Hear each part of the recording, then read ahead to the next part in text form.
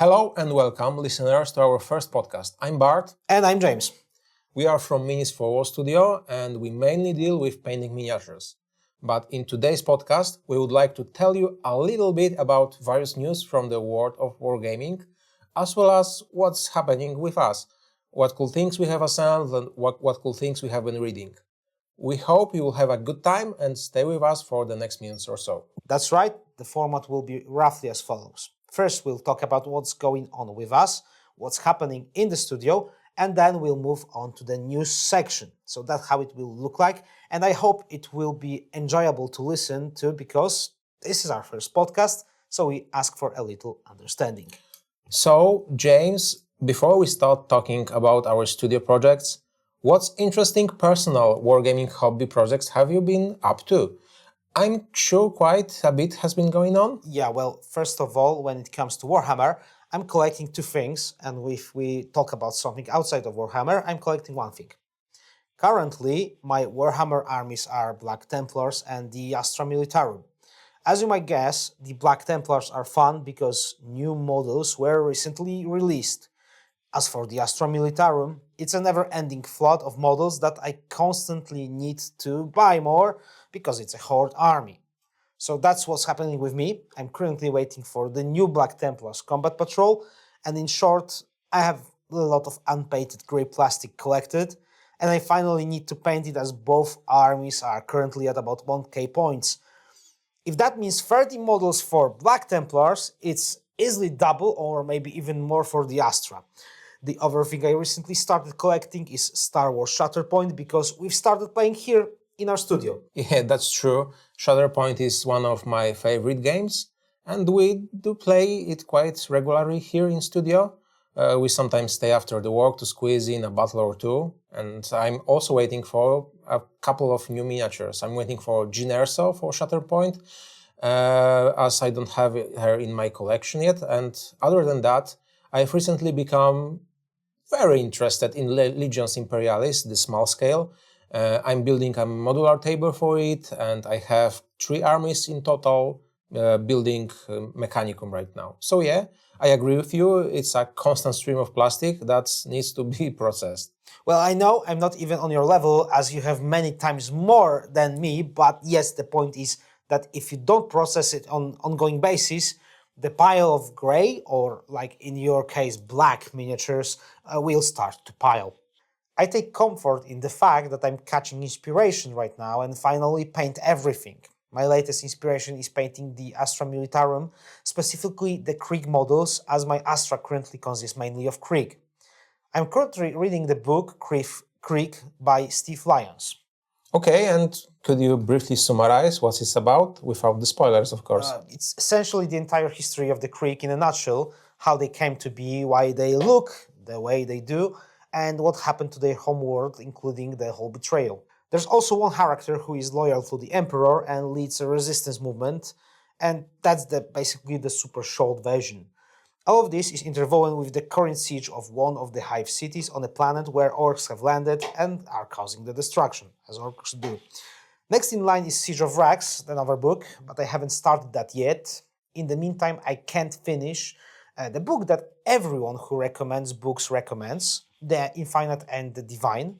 It's about 2 Necron overlords, one an archivist and the other a technomancer, who constantly fight each other the course of several thousand years. That's what the book is about. Okay, my reading is a little more modest. I'm reading the entire Dawn of Fire saga, which is essentially about the creation of the Primaris Marines and the Gilliman's Crusade, told from the perspective of various chapters and events. The series has its ups and downs after slogging through the 3rd volume, which was quite difficult for me as it was dedicated to the Space Wolves. I'm now finishing the 4th volume, which features the Black Templars, and it's much better. The 5th volume arrived recently and is waiting its turn in the reading queue. Be sure to let us know in the comments what you're reading or what you would recommend, especially some of the lesser known books from the world of Warhammer 40k. Because we all know the basic Heresy books, but less known ones dedicated to specific factions can be hit or miss, and we would love to some interesting recommendations from you. There are definitely better and worse ones from that perspective, you have to admit that. Especially among the Space Marine books, there are some better and some worse, but there is a certain set of classics that people often return to. So, yeah, I look forward to your recommendations because we know it can sometimes be difficult to find a gem in that ocean. That's right, and also closing the loop on this, I don't know about you, but I usually prefer reading Warhammer books that have a little more world building or politics rather than just a battle after the battle on every page.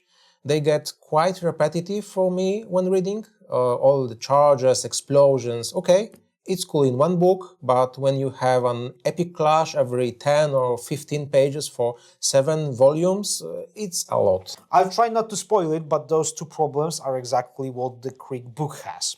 As I said, it's divided between the history, where the political aspect is very strongly presented, why Krieg split and why it ended with an atomic war, and then the siege of that hive city with the orcs. And here's the battle aspect. I agree 100%. It's much more enjoyable to read the whole political intrigue that took place. I won't spoil it, but a lot of scheming is involved. The Inquisition or the Hereticus and other elements are mixed in, so yes, there's a lot of going on. The battles, well, they have their better moments and their worse moments. Exactly. Okay, moving on to the next section. What interesting things are happening here in the studio? As you know, if you follow us on social media, we publish quite a few interesting projects that we paint for our clients, and sometimes we get truly interesting gems. Jacob, or James, what do you prefer? Probably James. Okay, so James, what cool things have you been shooting or photographing lately? We should start by mentioning that we are in a period where the Space Wolves, which were released a while ago, are only now taking a concrete shape here in our studio. This is partially because we have a queue of people placing orders with us, and also because painting large armies simply takes time. So for the Space Wolves, we had two very cool commissions. One was the Wolfpack Cavalry, those Space Marines on wolves, and it featured a converted Helbrecht. Yeah, that was one of the most interesting models we have recently converted, as our guys do excellent conversions. We took a Helbrecht from the Black Templars and converted him into a true wolf hero. Yeah, it was a custom-made hero for the client, and when I published the video with the Space Wolves, everyone asked if the guy was Helbrecht, and I had to reply for every comment that yes, it was a Helbrecht, but changed. The other cool army had a lot of 3D printed models in a cooler grey color scheme with a lot of magnetization, and it was another large Space Wolves army. I don't know if I can say this, but there was a Fury Space Wolves army because there was one model that looked very wolf-like. Okay, let's not pursue that treat. Check our channels to see it later. Yeah, that's right. Related to Space Wolves, we also had, I call them Spider Hunters, a huge army of wolf-themed models riding spiders who look like jungle hunters. Yeah, that was wild because the spiders were crazy. The information that we could be doing something like that in our studio had been circulating for a while, and even then we were scratching our heads about how it would turn out. How many spiders were there? About 20, 30? I think so, especially since we also had a converted Arachnarok into a Logan Grimnar.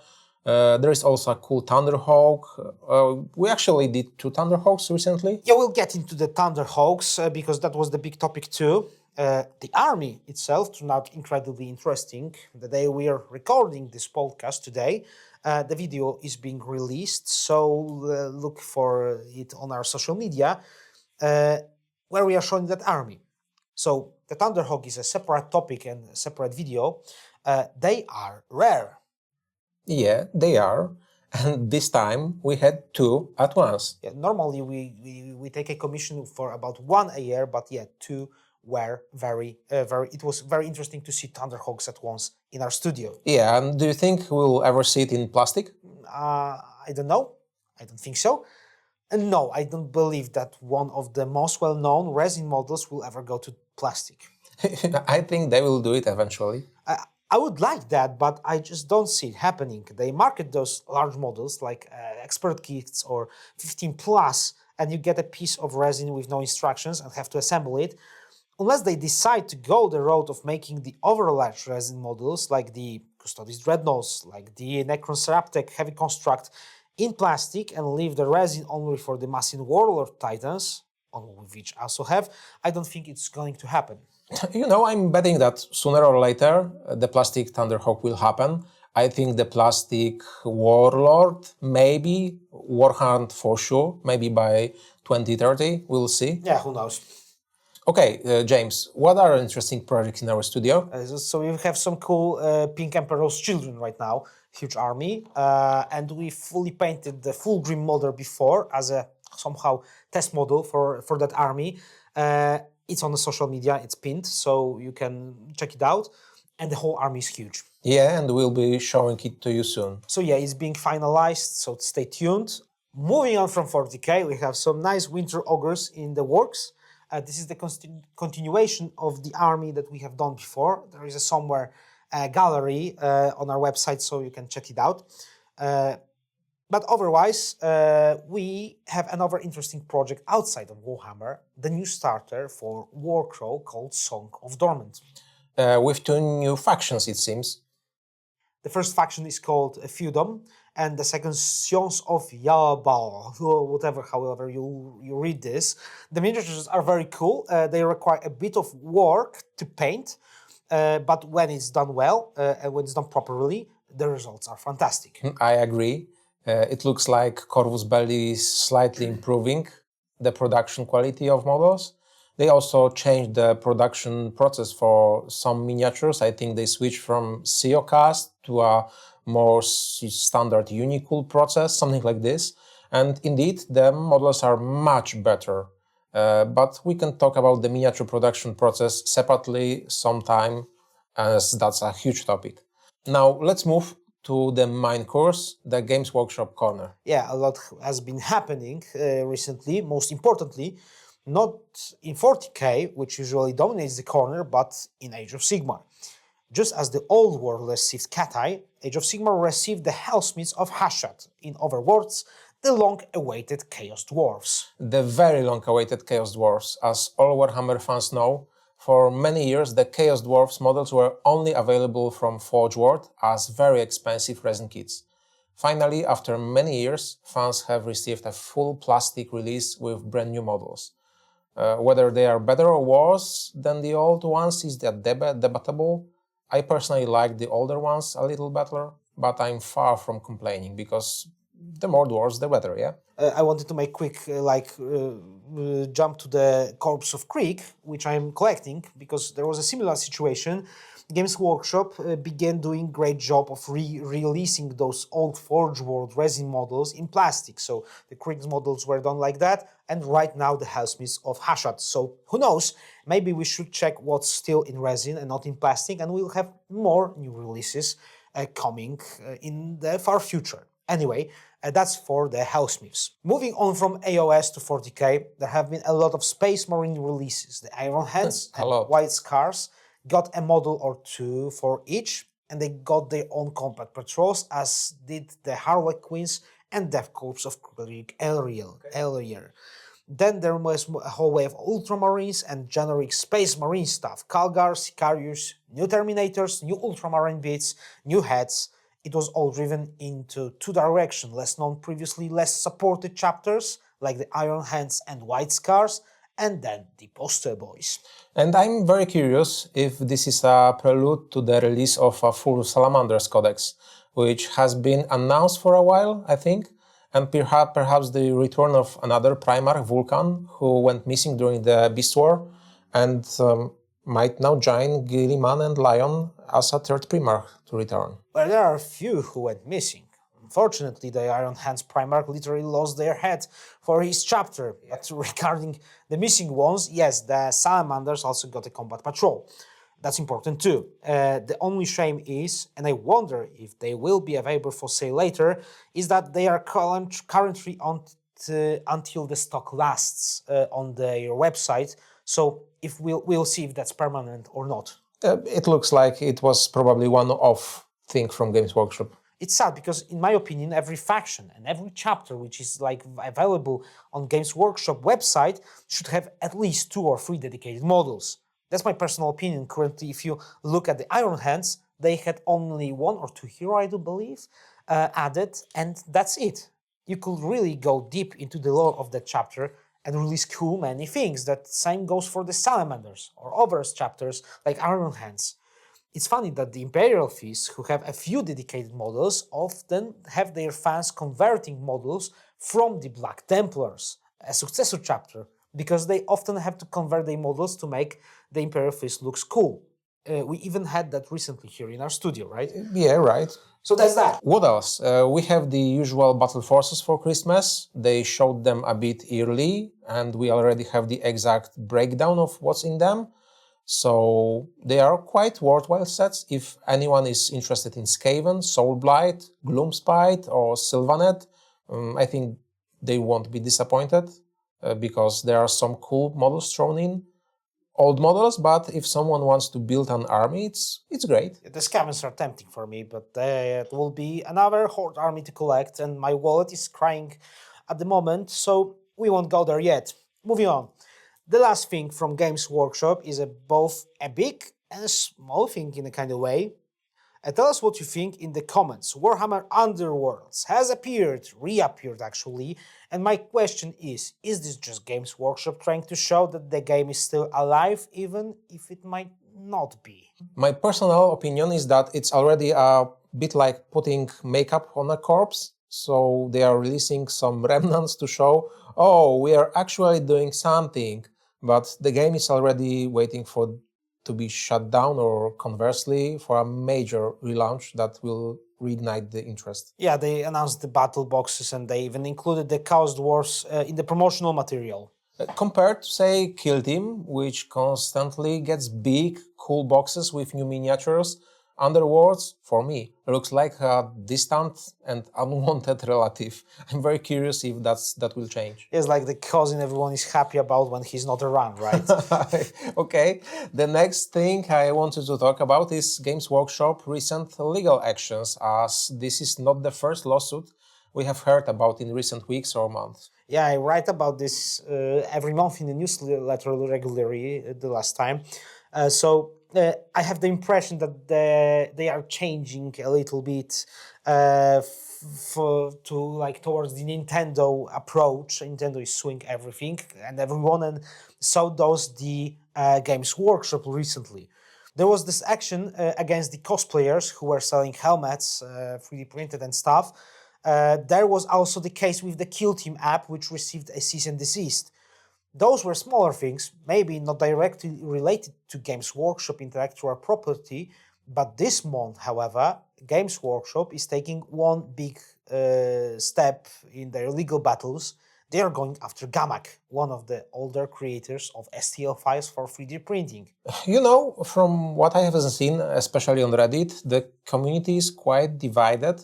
There are many defenders of Ghamak, but also many people pointing out that some of his sculpts, not all of course, but some were more than clearly inspired by official Games Workshop models. You know, the community is usually more supportive of the wronged parties or the victims in those low strike situations, but here, even if you go to Ghamak's Facebook, you'll see models of Black Templar tanks that look exactly like kit-bashed impulsors with Black Templar beats. So, on one hand, that's true, but on the other hand, shouldn't this move be towards a bit to throw it a bit discussion to the topic and conversation instead of immediately bringing the big guns? I mean, Ghamak was told to make his entire library available to Games Workshop and then shut down his whole STL store. My question is, isn't that too much? Because there are things in his store that Games Workshop is completely unrelated to. Instead of specifying, as he has happened before, which specific models or model lines should be removed, Ghamak is being asked to shut down his business completely. What do you think about that, Bart? You know, I'm worried that this might set a precedent where Games Workshop, as a large corpo with a whole legal department, could shut down small business run by independent creators who are just tinkering in Blender and then uploading their files to cults or My Mini Factory. That's my main concern. Yeah. If that's the case, we have a very interesting and in that matter, very late fight ahead of Games Workshop against STLs and 3D printing. Let's not kid ourselves, this has been on the market for some time. It has been on the market for a while, and actually, what do you think?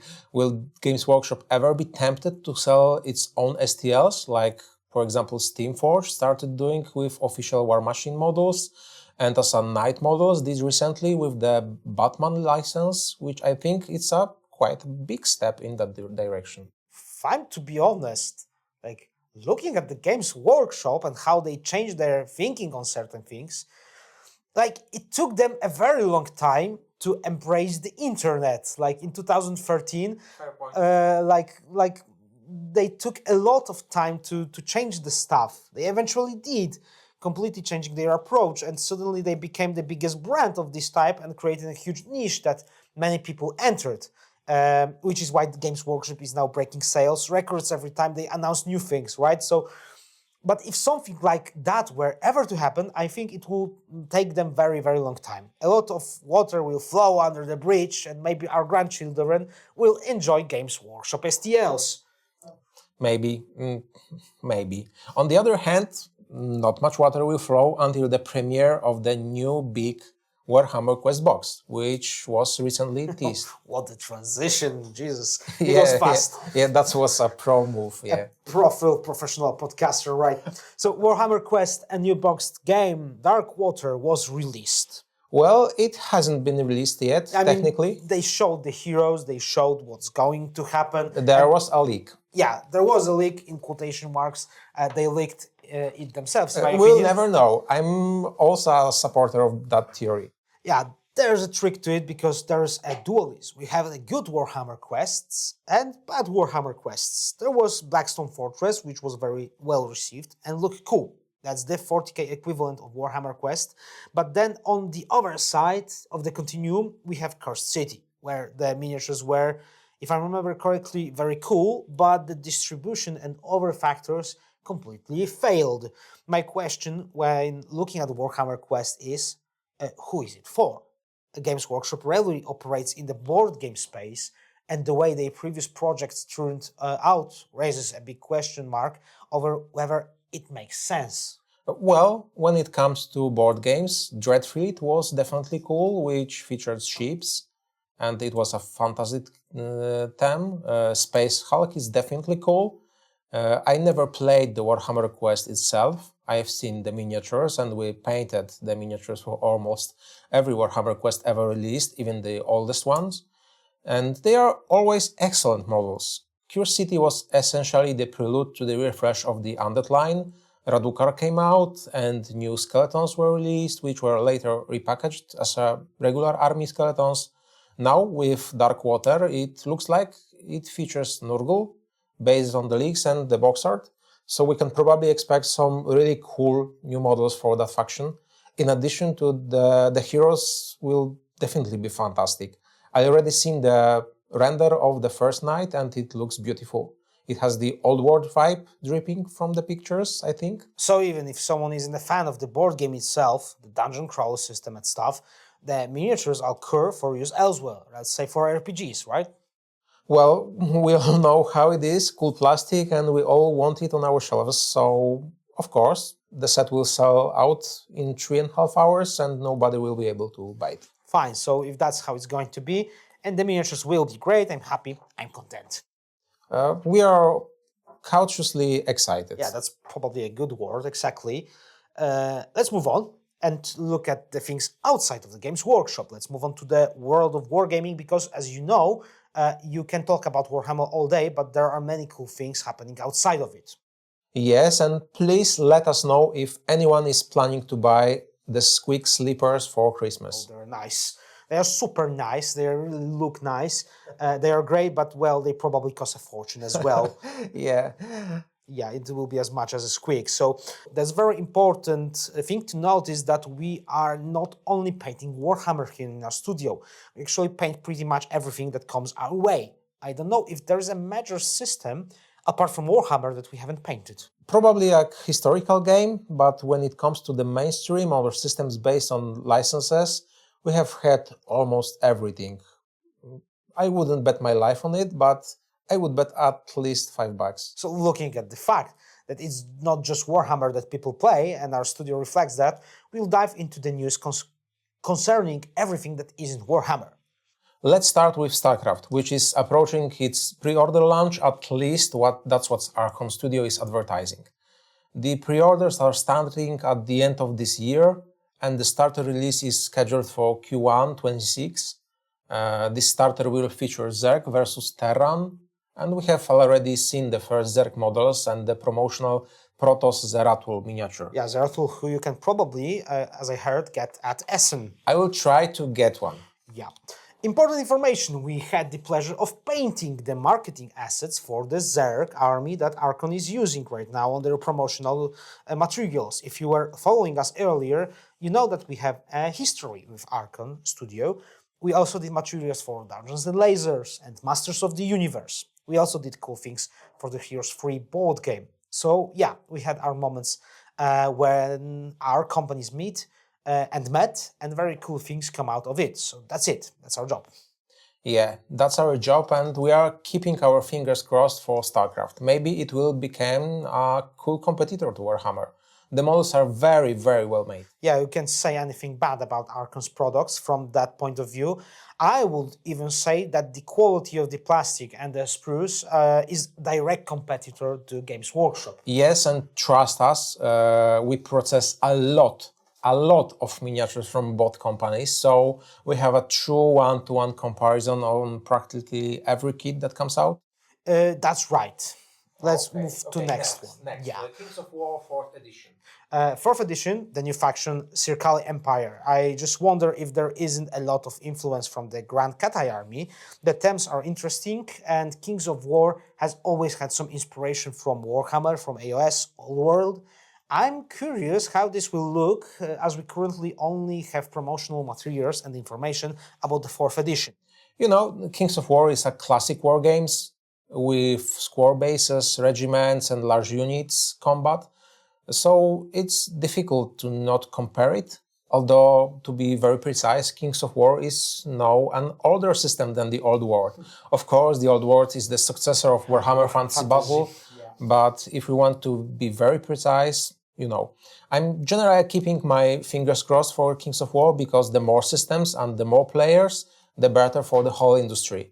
I personally don't like the models, but I've heard many good things about the rules themselves. Yeah, there are many people who collect less but play more, actually. In Warhammer, you often find people who don't play but have cool models, right?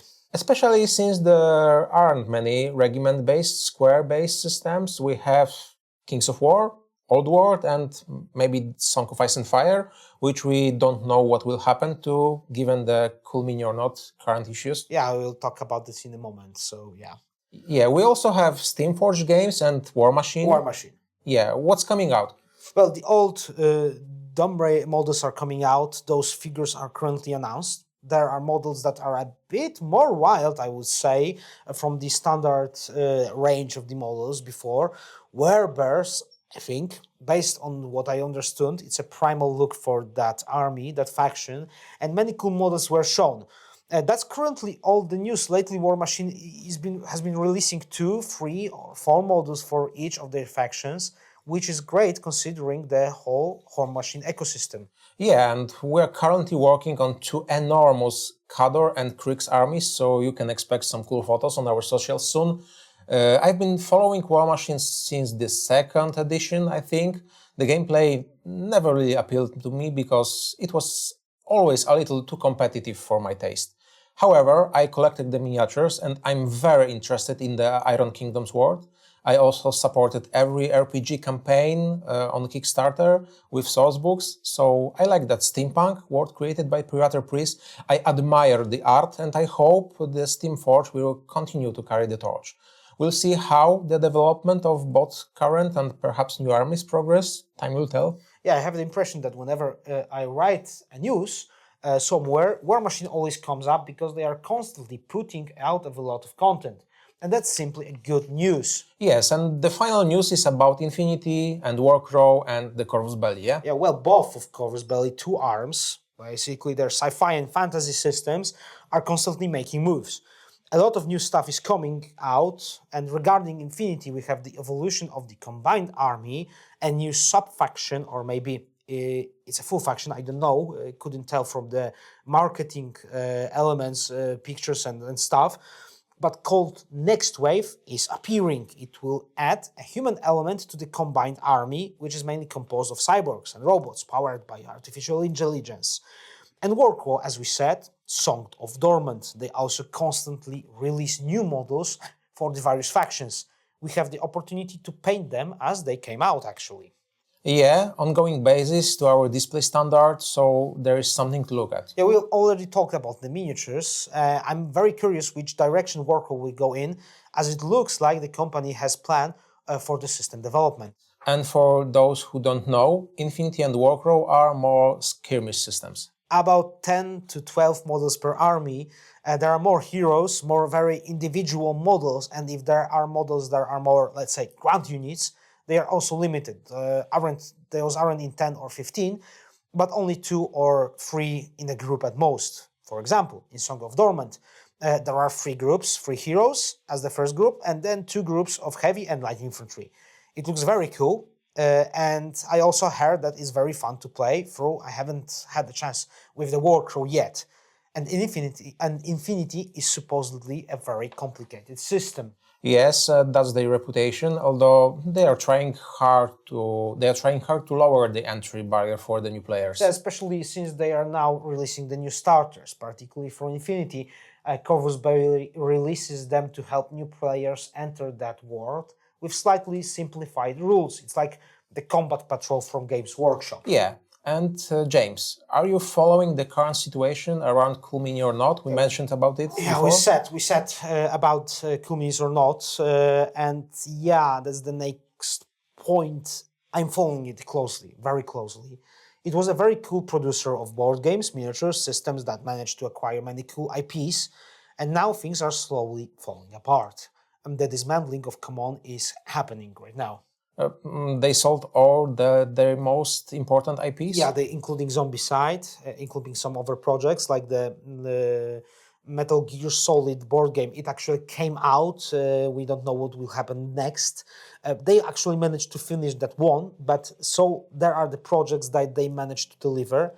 But currently, 9 games are in the air regarding crowdfunding, and nothing is known about what's going to happen with them. And 5 games are on pre-order and haven't been fulfilled at all. What is important that a lot of information used to leak before, but CMON finally addressed the situation recently, and it has a dualistic outcome. On one hand, they talk about how difficult things are. Over half of the employees are gone, many IPs sold, and they've lost 7 million. That hurts. If you had to bet, will 2026 be the year they disappear? I think if they don't change something, they will. If they don't restructure, because, either the layoffs are to save money or they are to restructure with smaller stuff. If it's the latter, hopefully, it's in the right direction. If it's for the former, you can seal a sinking ship that has been torn apart by taxes introduced in the US with just duct tape and silver tape. Well, we completely agree in this topic. I also think next year will be a quite collapse for the company, although I secretly hope they bounce back because they do have a lot of open projects that would be great to see delivered. They write in their report that the worst part is when people are now withdrawing from those pre-orders or crowdfunding campaigns and asking for refunds because, of course, the refunds don't help the company financially. They're asking the community not to withdraw, promising they deliver, but there are no concrete plans for what and when. Yeah. So it remains to be seen. We are keeping our fingers crossed, but being realistic, anything can happen. And here, dear listeners, we'll stop for today. It seems we have produced quite a bit for our first episode. Yeah, it will be a lot of minutes to process in my computer later, probably. Even maybe a little bit longer, we'll see. Listen, let us know in the comments if you like this format, if you want to listen to something like this, because we had quite a good time preparing for and recording all this with James. Today we discussed Games Workshop, some other producers and what's happening in our studio. The second episode will probably have a similar format, but who knows, maybe we will change something. Also, let us know if there is anything specific you'd like to hear. The content isn't just for us, it's for you, especially. If you want to hear something, learn something about us, to discuss a specific topic from the wargaming world, just let us know. That will be a great input for us, and we'll have a cool discussion topics for the future. Exactly. So thank you for your time. I'm Bart from Means for War. And I'm James from Means for War. Take care, and until next time, people. Bye. Bye.